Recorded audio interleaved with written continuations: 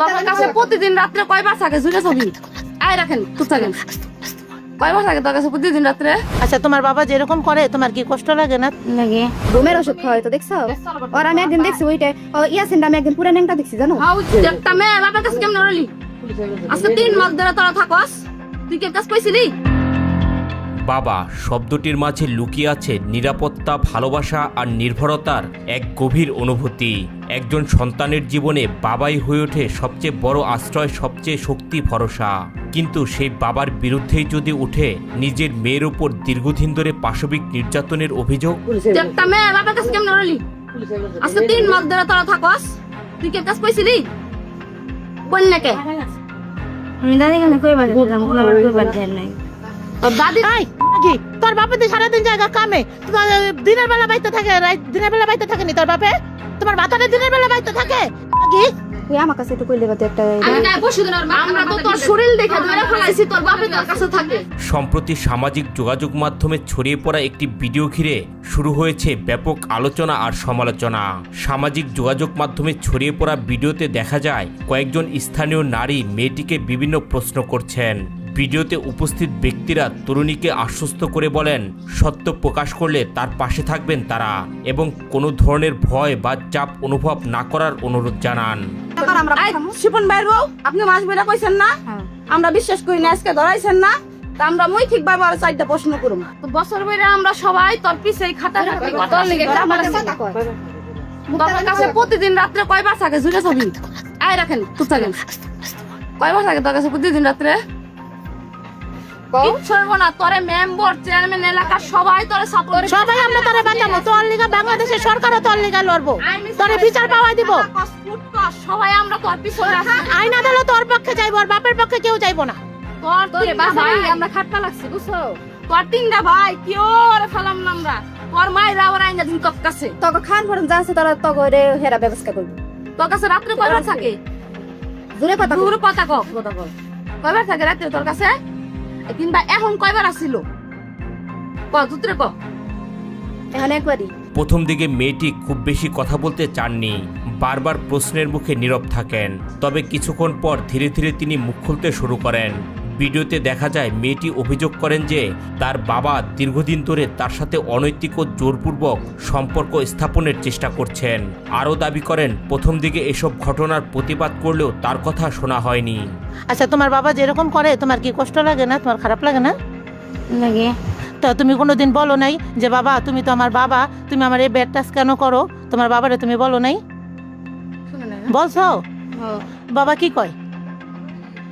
দাঁড়ো দাঁড়ো, বাবা কি কইছে? তুমি যে কইছো যে বাবা যখন প্রথম দিন তোমার বাবা তোমার ব্যাড টাচ করছে, তুমি তোমার বাবারে বলো নাই বাবা তুমি আমার এগুলো করো না, আমি ব্যথা পাই, আমার কষ্ট লাগে, তুমি এগুলো বলো নাই? তো বাবা কি কইছিল? কি লোক দেয়? হ্যাঁ তোমার কি কইছে? কিছু হয় না। এগুলি কোনো কিছু হয় না, এগুলো মানে এগুলা কোনো ব্যাপার না, এগুলা সামথিং, এগুলা অ্যাভেলেবেল হয়ে থাকে, তো কোনো সমস্যা নেই। তোমার এরকম বুঝাইছে? হ্যাঁ প্রথম দিন হলো, দ্বিতীয় দিন হলো, তুমি আমাকে আশেপাশে তোমরা কাউরে পাও নাই যে কারো কাছে আমি আমার দুঃখের কষ্ট? তোমার বাপে কি তোমার শিখাই দিছিল যে আশেপাশে কারো কাছে যাবি না, কারো কাছে কোনো কিছু বলবি না? তোমার শিখাই দিছিল? তুই একটা মেয়ে হয়ে একটা বাপ তোর কাছে যায়, তুই কি বোন ওর তো ওই বয়সটা তো হয় নাই কে, বুঝছো? ওর তো ওর তো দাদি আছে না, ওর দাদি কাছে কিছু কই তুই? তুই দাদি তো আরেক নচ্ছার, দাদি তো আরো কইবো না, দাদি তো আরেক নচ্ছার। এই শুন ও তো জানে আমি কারো কাছে কই আমি উপকার পাবো না, এলিগাও কয় নাই ওর কাছে। তরুণীর ভাষ্য অনুযায়ী পারিবারিক কলহের কারণে তার মা বাড়ি থেকে চলে যান অন্যত্র। এরপর থেকেই তিনি আরো অসহায় হয়ে পড়েন। জানান রাতে দাদির ঘরে ঘুমানোর চেষ্টা করলেও বিভিন্নভাবে তাকে বাবার কক্ষে যেতে বাধ্য করা হতো বলে অভিযোগ করেন তিনি। তোর বাপে যে তোর কাছে গেতো, তুই যে কি এর কাছে কইতি না, এটা একটা কামের কাম করছস? অনেক বছর না দাদি কাছে সুরবাড়ি দাম দাও, আমার সুরবাড়ি দিত না, দাদি কাছে দাদি দিত না। তোর বাপে কে তোর বয় কি দেখাইতো? ও কই তাছে শিকার যাইতাছি। ওই কি তোর দাদির কাছে যে তুই হুইবার চাইতি, তোর বাপে যে হুইবার দিত না, সেনার মারদা ভিডিও করেন, আমার ভিডিও কাম হইতাছে না, কি কইছিস মানে? না কালে আমি দি ব্যাক ক্যামেরা থেকে ভিডিও করেন দি, কি কইছিস মানে? কিল্লাই বকছে অনেক, মা পারিছে কিছু ডর দাইছে? তারপর দাদি এটা কেন ভিডিও হইতাছে নি এ কিছু এই যে পয়লা যে তোর মা গেল গা করে যে কয়দিন খালি বকতো, এই যে কোন তোর লগে থাকা পারতো না দেখে তোর বকা বাণিজ্য করতো, হ্যাঁ? প্রথম দিন 2-3 দিন শুনছিলাম ওরা বকাবকি করে, ওরা বকাবকি। তোর বাপের থেকে আরেক বাপের কাছে গেল গা, তারপরে কিন্তু 5-6 দিন তোর অনেক বকছে না? হ্যাঁ, এই যে থাকবার দেশ নাই দেখে বকছে। কথা ক, তোর কোনো ভয় নাই, কথা ক। এক রাতে কয়বার তোরে জিজ্ঞেস করলাম তোরে? তোমার কাছে কয়বার গেতো? দুইবার, তিনবার। তবে ঘটনার এখানেই শেষ নয়। ভিডিওতে তরুণী এমন আরো অনেক কিছুই দাবি করেন যা উপস্থিত অনেককেই বিস্মিত করে। তার অভিযোগ, তাকে মাঝে মাঝে ঘুমের ওষুধ খাইয়ে অচেতন বা গভীর ঘুমে রেখে নির্যাতন করা হতো। জানি না, ঘুমাই থাকতি ঘুমের ওষুধ খাওয়াই তো দেখছো? আর আমি একদিন দেখছি ওইটা ইয়াসিন আমি একদিন পুরা ন্যাংটা দেখছি জানো? ওদের নিয়ে আমার ওরে আল্লাহ, দুনিয়াটা কই আছে রে আল্লাহ রে আল্লাহ। ন্যাংটা দেখছো রে ইয়াসিন রে? কই পারো না, ঘুমে থাকতা। আর কি জান কিন্তু 2-4 দিন কি তুমি কোনো বাস টাস কিছু পাও নাই? আরও চাঞ্চল্যকর বিষয় হলো, স্থানীয়দের প্রশ্নের জবাবে তিনি দাবি করেন ঘটনার দিনও তার বাবা তার কাছে এসেছিল, যদিও সেদিন তাকে কোনো ওষুধ খাওয়ানো হয়নি বলে উল্লেখ করেন তিনি। আজকে তো তোমার ঘুমের ওষুধ খাওয়াই কোনো অজ্ঞান টজ্ঞান কিচ্ছু করে নাই কে? তাহলে আজকে তুমি কা স্বীকার করলা না? কি কাজ করো নাকি আজকে করছে অজ্ঞান? না আমি আজকে পায়খানা গেছিলাম, আমার পায়খানা ধরছিলাম। থাক না, তবে থাকার পরে পায়খানা ধরছিল? তার আগে ওই পায়খানা ধরার মধ্যে তোমার বাপে তোমার কাছে আসলো? জুড়ে পাও পায়খানা ধরার মধ্যে তোমার কাছে, পায়খানা ধরার মধ্যে তোমার কাছে আসলো? মায়াটা নিরুপায়, বুঝছো? কি করবো? আমরা সবাই আছি। শুনো, আজকে তোমার লগে যে কাজ করছে, তোমার জন্মদাত্রী মা হয়ে কাজ করতো না তোমার লেগা।